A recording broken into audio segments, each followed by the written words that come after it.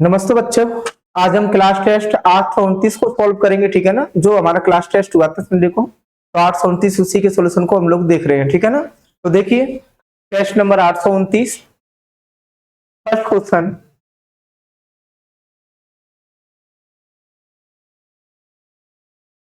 First question, lysergic acid diethylamide LSD एक के रूप में इस्तेमाल होता है। किस रूप में ली जाती है? जो दवा है, जो ड्रग है, लाइसेजिक एसिड डाइथाइलमाइड किस लिए यूज होती है भाई?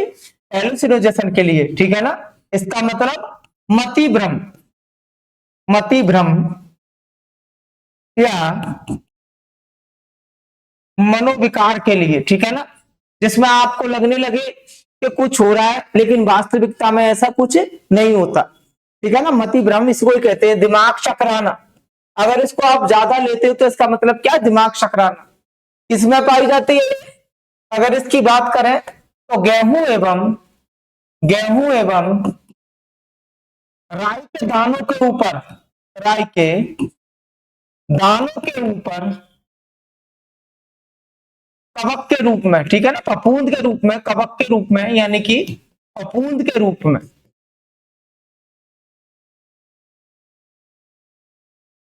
ये पाई जाती है। अगर इसका आप ज्यादा LSD को ज्यादा इस्तेमाल करते हो तो मति भ्रम या मनोविकार जैसी प्रॉब्लम्स आपको होने लगती हैं, ठीक है ना। नेक्स्ट देखो,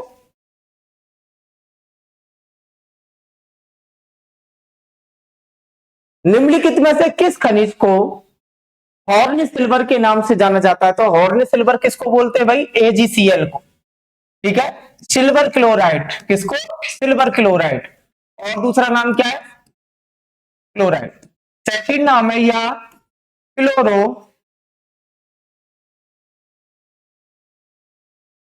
क्लोराइड, ठीक है ना।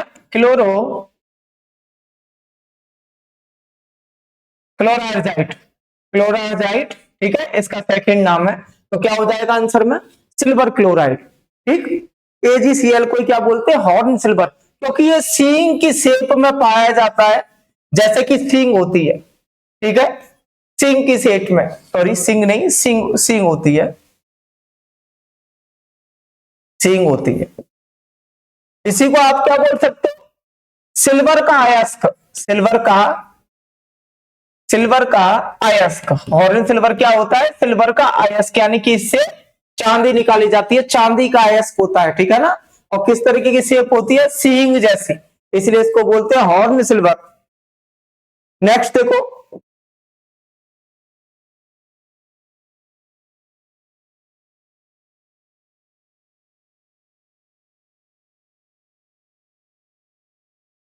एक बैटरी के द्वारा किस प्रकार की ऊर्जा वैद्युत ऊर्जा में परिवर्तित होती है? तो एक बैटरी के द्वारा रासायनिक ऊर्जा, रासायनिक ऊर्जा, क्योंकि बैटरी के अंदर क्या भरा होता है? दो प्लेट्स के साथ जो कैथोड और एनोड होती है, उसके साथ में रसायन भरा होता है। रासायनिक ऊर्जा वैद्युत ऊर्जा में चेंज होती है। कौन सी ऊर्जा? रासायनिक ऊर्जा वैद्युत ऊर्जा में चेंज होती है। जैसे कि एक बैटरी और दो इसमें एक कैथोड, तो जो बिलियन भरा रहता है, बिलियन, तो ये क्या है?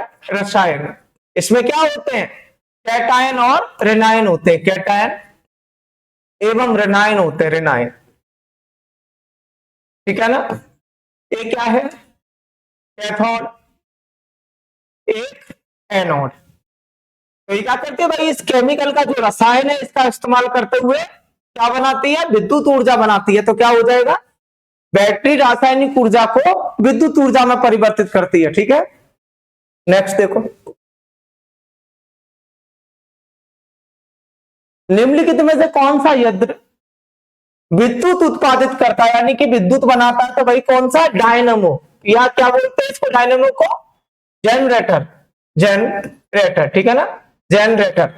डायनमो या जनरेटर ये क्या करता है?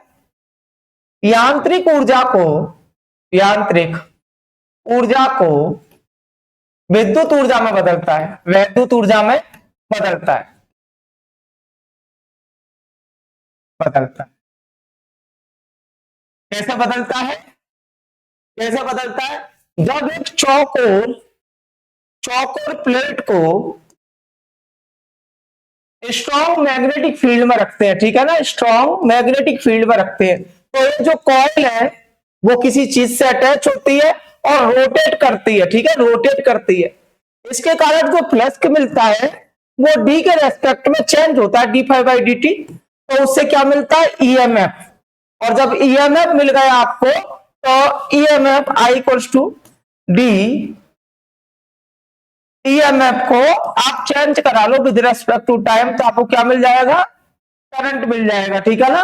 ऐसे चेंज होता है तो क्या हो जाएगा, डायनमो या जनरेटर यांत्रिक ऊर्जा को वैद्युत ऊर्जा में बदलता है, यानी कि बिजली का उत्पादन करता है, पावर का उत्पादन करता है, ठीक है। नेक्स्ट देखो,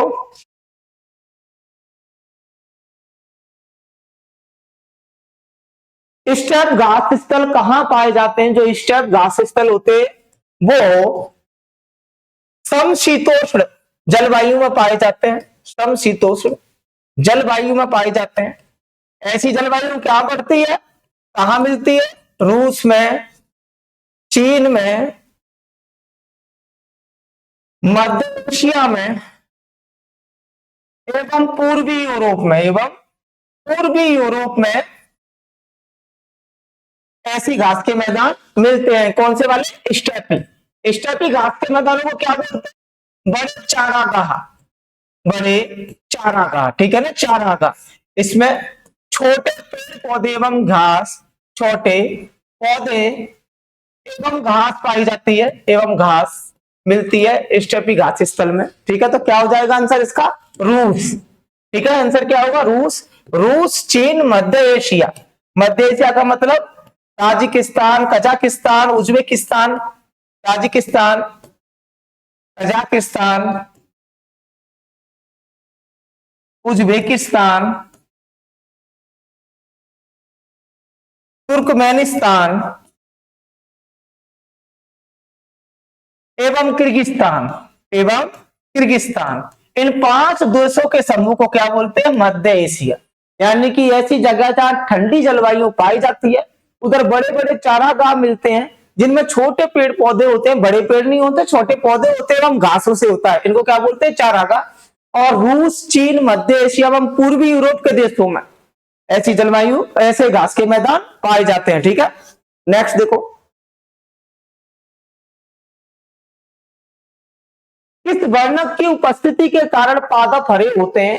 यानी कि वो पिगमेंट कौन सा है, कौन सा पिगमेंट है जिसके कारण हरे होते हैं, तो क्या बोलते हैं उसको भाई, क्लोरोफिल। क्या बोलते हैं, क्लोरोफिल के कारण हरा होता है, क्लोरोफिल यानी कि पर्णहरित, पर्णहरित जो पेड़ पौधे हैं। तो क्या हो जाएगा आंसर, पर्णहरित, ठीक। और क्या करता है पर्णहरित, सूर्य के प्रकाश का अवशोषण करता है जिससे कि पत्तियां क्या बनाए, खाना बनाए, ठीक है। सूर्य के प्रकाश का, सूर्य के प्रकाश का अवशोषण करता है, अवशोषण भोजन बनाने के लिए, भोजन बनाने के लिए, ठीक है। तो ये भी ध्यान रखना भाई, क्लोरोप्लास्ट के अंदर आपका क्लोरोफिल पाया जाता है और क्लोरोफिल किसमें, पत्ती जो पेड़ पौधों में हरा रंग है उसके कारण। एवं क्या करता है, सूर्य के प्रकाश का अवशोषण करता है जिससे कि पत्ती अपना भोजन बना सके, ठीक है। नेक्स्ट देखो,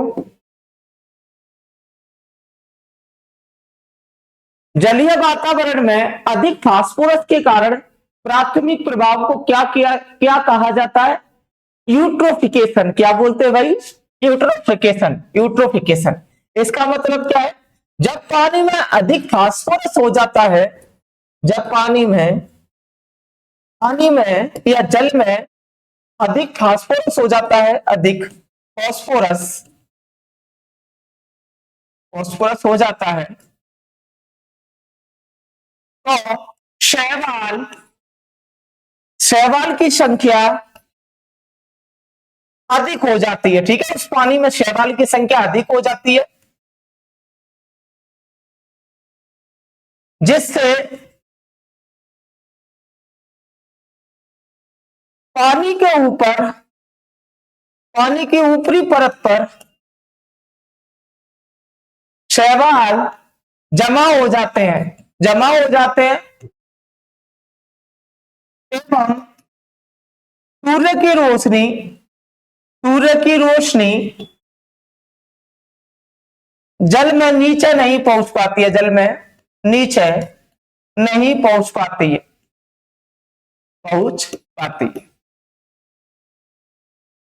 जल में नहीं पहुंच पाती है तो क्या होगा भाई, जल में नहीं पहुंच पाती है तो जल में O2 ऑक्सीजन का स्तर कम हो जाता है, स्तर कम हो जाता है, कम हो जाता है, जिससे जलीय जीवों को परेशानी होती है, जलीय जीवों को परेशानी होती है। इसी को क्या बोलते हैं, यूट्रोफिकेशन। ठीक है, यूट्रोफिकेशन, क्या आंसर हो जाएगा, सुपोषण, यूट्रोफिकेशन। जब अधिक फास्फोरस हो जाएगा तो जो परत है शैवाल की वो पानी को ऊपर जमा हो जाएगी, ऊपर जमा होगी तो सनलाइट पानी के अंदर नहीं पहुंच पाएगी, जिससे क्या होगा, जलीय जीवों को परेशानी होगी एवं ऑक्सीजन का स्तर कम होता जाता है। और जब शैवाल खत्म हो जाते हैं यानी कि मर जाते हैं तो उस दौरान वो ऑक्सीजन का अवशोषण करते हैं, जिससे जलीय जीवों की मृत्यु भी हो जाती है। ठीक है, इसलिए इस घटना को क्या बोलते हैं, यूट्रोफिकेशन। क्या बोला जाता है, यूट्रोफिकेशन। नेक्स्ट देखिए,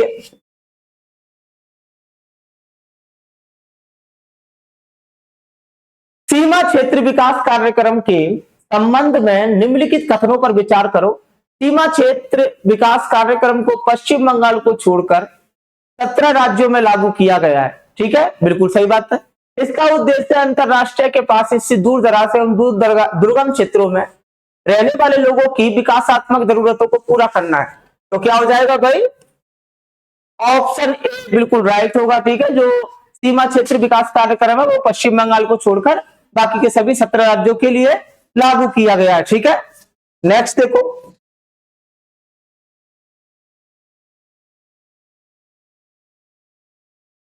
मिस्ट्रल एक शीतल पवन है जो यहाँ की घाटी में चलती है। जो मिस्ट्रल है एक शीतल पवन है, तो कहां चलती है भाई, ये जो विंड है, कोल्ड विंड, क्या बोले वो इसको, कोल्ड विंड है। ठीक है ना, एक शीतल पवन है, फ्रांस में चलती है। कहा, फ्रांस के दक्षिणी हिस्से में, दक्षिणी हिस्से में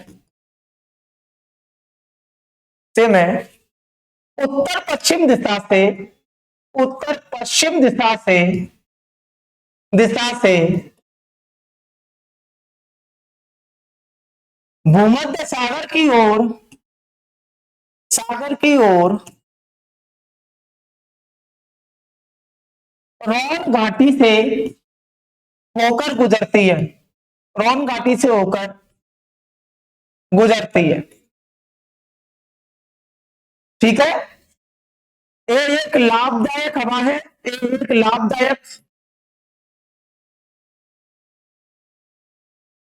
लाभदायक पवन है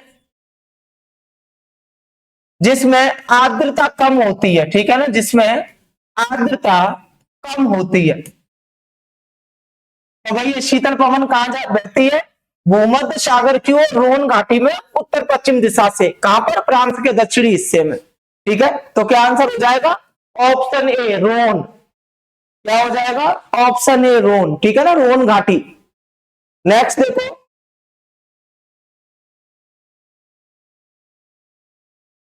तिलचट्टा है, तिलचट्टा यानी कि कॉकरोच क्या है भाई, सर्वाहारी। क्या है, सर्वाहारी, ओमनीवोरस है। क्या है, सर्वाहारी है। जैसे मनुष्य है तो मनुष्य के समान क्या है भाई, तिलचट्टा भी सर्वाहारी है, मनुष्य के समान सर्वाहारी। ठीक है, नेक्स्ट देखो, 1 बिलियन बाइट्स लगभग किसके बराबर होती है, बाइट्स यानी कि कंप्यूटर डाटा। ठीक है ना, जैसे कि बाइट्स किसमें स्टोर होती है भाई, 8 बाइट्स, 8 बिट मिलाकर क्या बनता है, 1 बाइट। ठीक है, 1 बाइट बनता है। 1024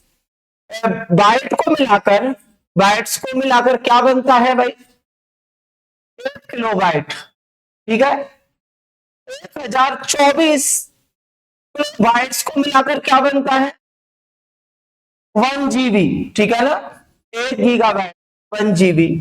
और उसी तरीके से 1 बिलियन 1 बिलियन बाइट को मिलाकर क्या बनता है?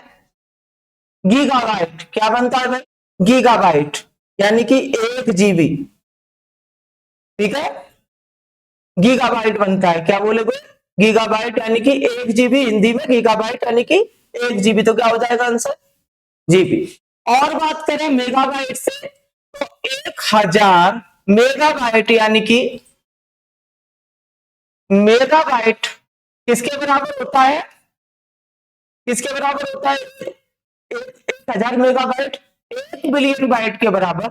1 बिलियन बाइट के बराबर बाइट, जो कि क्या बोलते हैं भाई? गीगाबाइट, ठीक है ना? ऐसा भी समझ सकते हैं इसको। तो आंसर क्या हो जाएगा? गीगाबाइट, ठीक। नेक्स्ट देखो, उपभोक्ता संतुलन में है, यह तभी कहा जाता है। उपभोक्ता का मतलब हम लोग जो वस्तुओं का उपभोग करते हैं, चाहे चीनी हो, कपड़े हो या फसल हो, कुछ भी हो, तो क्या बोला जाता है उसको? उपभोक्ता। वो संतुलन में है, इसका मतलब वो बैलेंस है। ये कब बोला जाएगा? ये बोला जाएगा जब वह आय के एक नियत स्तर से अपनी आवश्यकताएं पूरी करने में सक्षम हो।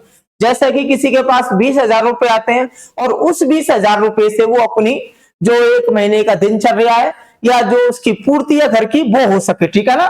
तो क्या बोलते हैं? वह आय के एक नियत स्तर से, यानी कि नियत पैसों में अपनी सारी आवश्यकताएं यानी कि जरूरतों को पूरा कर ले। तो क्या बोला जाएगा इस कंडीशन को? उपभोक्ता संतुलन में है, ठीक है?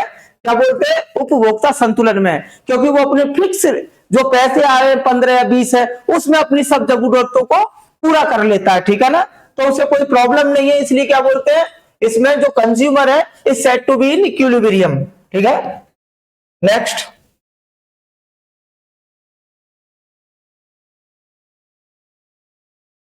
बैंकों से अपेक्षा की जाती है कि वे अपना हाथ रोकड़ और कुल परिसंपत्तियों के बीच एक निश्चित अनुपात बनाए रखें। इसे क्या कहा जाता है भाई? SLR, सावर्धिक नकदी अनुपात। क्या बोलते हैं इकोनॉमिक्स में? सावर्धिक नकदी अनुपात, ठीक है ना? SLR। नेक्स्ट देखो,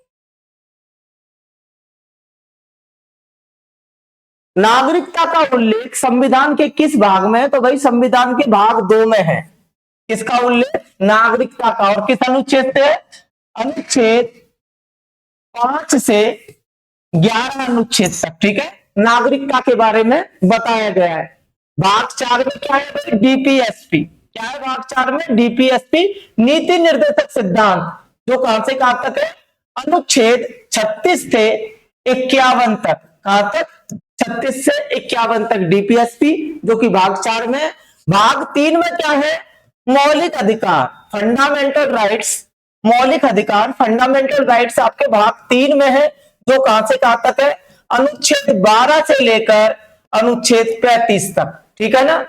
और भाग 1 में क्या है भाई? संघ एवं राज्य। संघ एवं राज्य, ठीक है ना? संघ एवं राज्य किसमें? भाग 1 में। और अनुच्छेद 1 से 4 इसका वर्णन दिया हुआ है, ठीक है?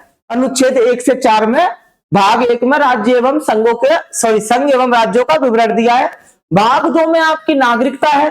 भाग 3 में आपके मौलिक अधिकार है, जो कि अमेरिका से लिए गए हैं, अनुच्छेद 12 से 35। भाग 4 में आपकी DPSP है, जो कि अनुच्छेद 36 से 51 तक लिए गए हैं, ठीक है ना? नेक्स्ट देखो,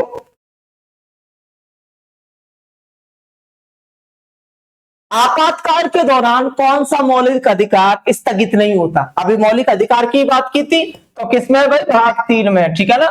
भाग 3 में अनुच्छेद 12 से लेकर 35 तक, ठीक है? मौलिक अधिकारों का वर्णन है। तो कौन से मौलिक अधिकार स्थगित नहीं होते? अनुच्छेद 20 एवं 21। अनुच्छेद 20 एवं 21 मौलिक अधिकार स्थगित नहीं होते। अनुच्छेद 20 में क्या दिया गया? दोष सिद्धि से संरक्षण।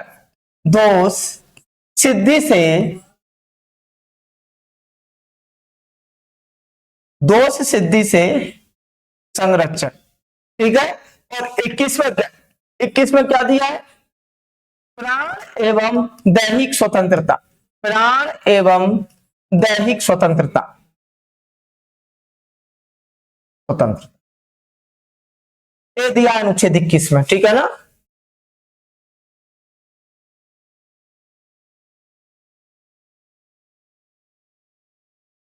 नेक्स्ट देखिए,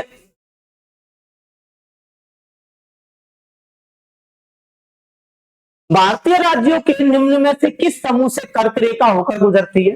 भारतीय राज्यों का वो समूह बताना है जिससे कर्क रेखा गुजरती है। तो मित्र, पर, गमछा, झार, ठीक है। ये ट्रिक है इसकी कि कितनों से होकर गुजरती है जो कर्क रेखा है भारतीय राज्यों से। मी यानी कि मिजोरम, मिजोरम, त्रा यानी कि त्रिपुरा, त्रिपुरा, पा यानी कि पश्चिम बंगाल, पश्चिम बंगाल, रा यानी कि राजस्थान, राजस्थान, गा यानी कि गुजरात, गुजरात, मा यानी कि मध्य प्रदेश, छा यानी कि छत्तीसगढ़, झार यानी कि झारखंड, झार यानी कि झारखंड। तो आप देखो 1 2 3 4 5 6 7 8 टोटल कर्क रेखा 8 राज्यों से होकर गुजरती है। कर्क रेखा 8 राज्यों से होकर गुजरती है भारत में, ठीक है ना। और देखिए कौन सा राज्य इसमें है? गुजरात, मध्य प्रदेश, छत्तीसगढ़, मणिपुर गलत, राजस्थान, झारखंड, पश्चिम बंगाल, मिजोरम सही। तो कौन सा हो जाएगा?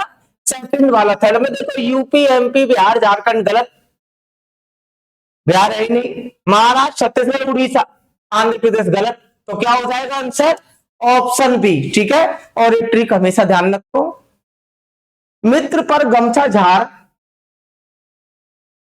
ठीक। नेक्स्ट देखो,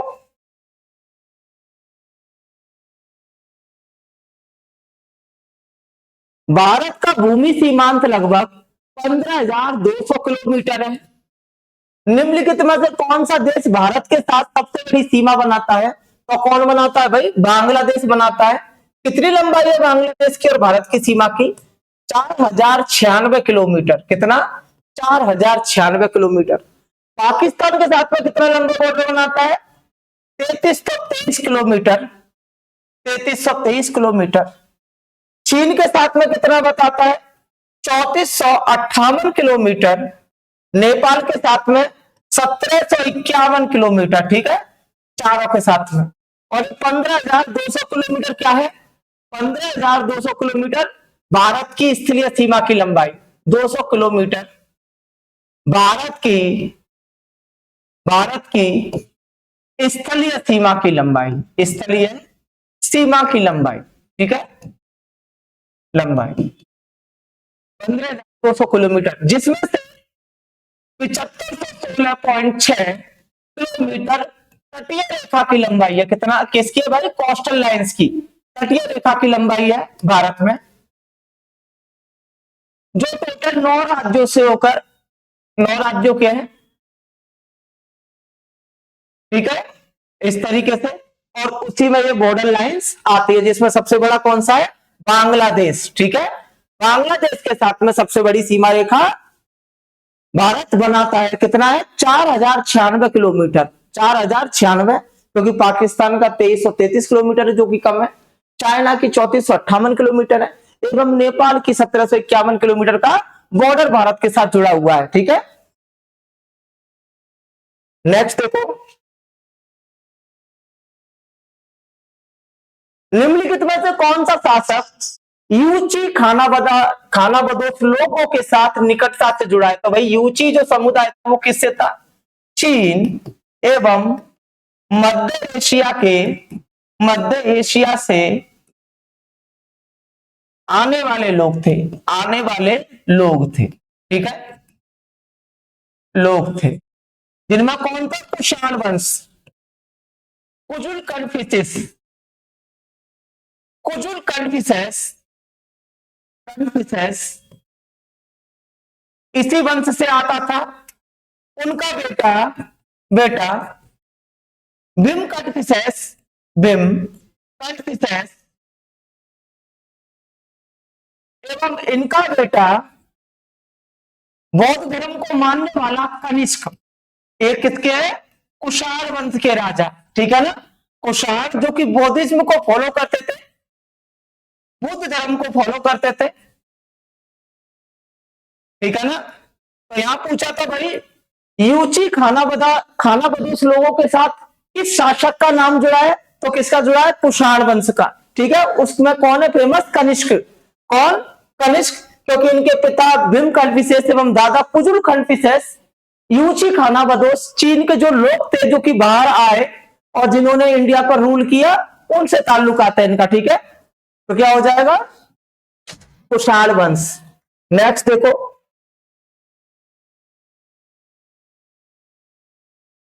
निम्नलिखित में से कौन बौद्ध कैनोनिकल साहित्य के बारे में सही कथन नहीं है? बौद्ध कैनोनिकल, यहां पर अभिधम्म पटक, सुत्त पिटक और विनय पिटक के बारे में बोला है। तो वो जो बौद्ध धर्म का पवित्र ग्रंथ है, बुद्ध धर्म का पवित्र ग्रंथ कौन सा है? जिसको बोलते हैं त्रिपिटक। कौन सा है? त्रिपिटक। इसमें 3 पिटक है, ठीक है ना। जो बुद्ध धर्म के भाषा कौन सी है? पाली भाषा, पाली भाषा में, जिसमें 3 पिटक हुए। 3 पिटक हुए। पहला है इसमें विनय पिटक, दूसरा है सुत्त पिटक, सुत्त पिटक, और तीसरा है अभिधम्म पिटक, अभिधम्म पिटक, ठीक है। 3 पिटक है, 3 पार्ट है इसमें। जिसमें विनय पिटक में मठ में रहने वाले बौद्ध भिक्षु एवं भिक्षुओं के लिए, बौद्ध भिक्षु एवं भिक्षुणी के लिए नियम एवं अनुशासन है। क्या है? अनुशासन, ठीक है, अनुशासन। एक इसमें है भाई विनय पिटक में। सुत्त पिटक की बात करते हैं, सुत्त पिटक की बात करते हैं। तो सुत्त पिटक में क्या है? बुद्ध की शिक्षाएं, बुद्ध की शिक्षाएं, ठीक है, एवं सिद्धांत सुत्त पिटक में दिए हुए। अभिधम्म पिटक में क्या है? अभिधम्म पिटक की बात करोगे तो अभिधम्म पिटक में दर्शन एवं मनोविज्ञान, क्या है इसमें? दर्शन एवं मनोविज्ञान बताया गया है। विनय पिटक एवं सुत्त पिटक की रचना, विनय पिटक एवं सुत्त पिटक की रचना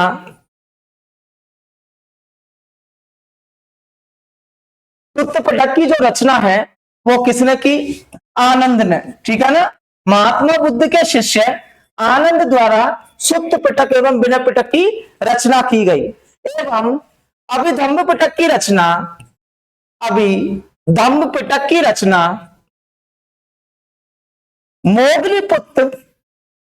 मोगलीपुत्र तिस्त द्वारा की गई। किसके द्वारा? मोगलीपुत्र तिस्त द्वारा की गई, ठीक है। ये कौन थे भाई? थर्ड जो बुद्धिस्ट काउंसिल थी, बुद्धिस्ट काउंसिल यानी कि तीसरी बौद्ध संगति के दौरान इन्होंने अध्यक्षता की थी और इन्होंने अभिधम्म पिटक की रचना की है, ठीक है ना। तो क्या आंसर देखो, आप देखते हैं। अभिधम्म पिटक को तीसरे बौद्ध परिषद में संकलित किया गया था। हमको रॉन्ग आंसर ढूंढना है, रॉन्ग ढूंढना है, ऑप्शन कौन सा है गलत। तो ये क्या है? सही बात है, तीसरी बौद्ध संगति। देखो अभिधम्म पिटक तीसरी बुद्ध काउंसिल के दौरान इसको बनाया गया था, बिल्कुल सही है। दीघा निकाय सुत्त पिटक का एक हिस्सा, बिल्कुल राइट। जो शिक्षाएं बुद्ध की वो दीघा निकाय के अंदर ही आती हैं। तीसरा देखो, विनय पिटक मुख्य रूप से भिक्षुओं और ननों के लिए मठ के नियमों से संबंधित था। मठ में रहने वाले बौद्ध भिक्षु एवं भिक्षुणी के नियम एवं अनुशासन के बारे में विनय पिटक में बताया गया है। तो ठीक है, क्या हो जाएगा? सही ऑप्शन है। चौथा देखिए, सुत्त पिटक दर्शन और मनोविज्ञान से संबंधित है और मन को प्रशिक्षित करने के तरीकों की व्याख्या करता है। तो कौन सा हो जाएगा? चौथा, ठीक है। शुद्ध पिटक गलत है, क्योंकि शुद्ध पिटक किस क्या बताता है? बुद्धि की शिक्षाएं। मनोविज्ञान और दर्शन को कौन बताता है? अभिधम्म पिटक, जिसकी रचना तीसरी बौद्ध संगति के दौरान मोगली पुत्र तिष्ट द्वारा की गई थी। ठीक है, तो कौन सा गलत ऑप्शन है भाई?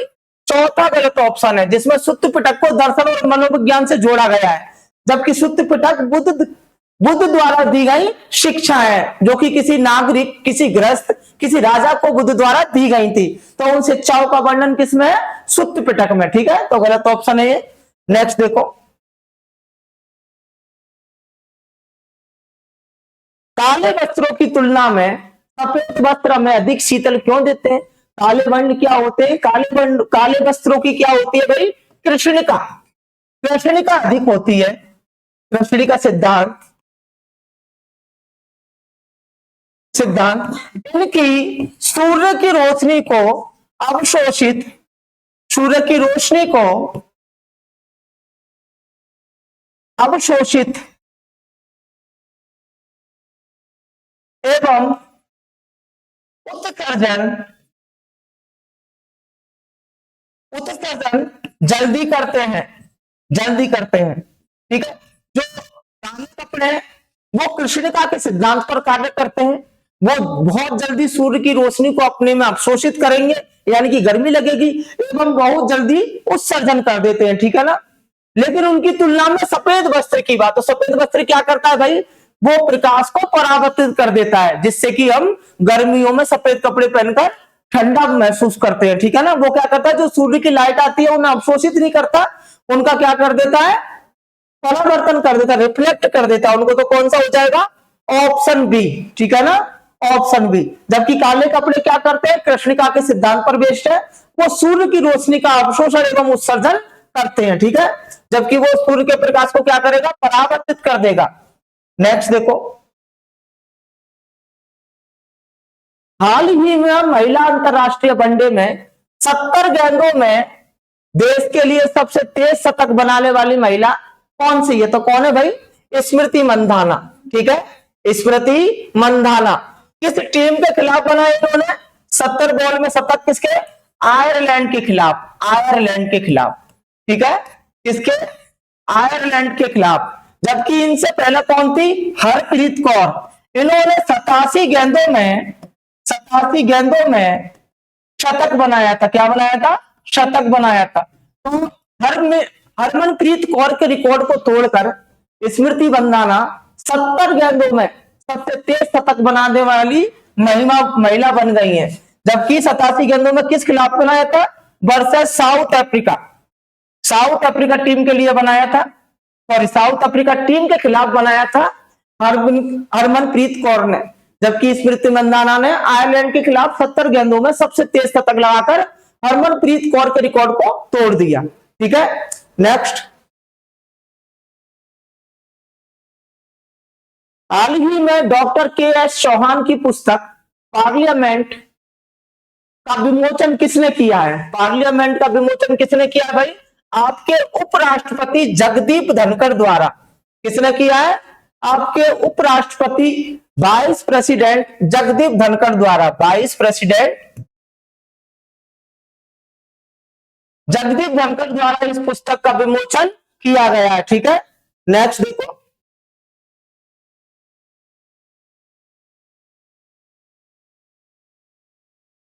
देश की पहली स्वदेशी एमआरआई मशीन का परीक्षण कहां प्रारंभ किया गया है भाई? दिल्ली एम्स के अंदर। कहां पर? दिल्ली एम्स के अंदर, क्योंकि भारत इसको क्या करता है? आयात करता है। तो इससे बेटर इन्होंने अपनी मशीन बनाने के लिए खुद ही परीक्षण शुरू कर दिए। कहां पर? दिल्ली एम्स के में। ठीक है ना, एमआरआई मशीन जो है किसके साथ मिलकर? समीर प्रोजेक्ट के साथ मिलकर। ठीक है, जो समीर है वो हेल्प करेगा। नेक्स्ट देखो, हाल ही में $1 ट्रिलियन की अर्थव्यवस्था बनाने के लिए महाटेक स्थापित करने की घोषणा किसने की है? महाराष्ट्र में पुणे में की गई है। ठीक है ना, महाटेक जो कंपनी है उसको बनाने की घोषणा की गई है। ठीक, कहां पर? महाराष्ट्र में। नेक्स्ट देखो,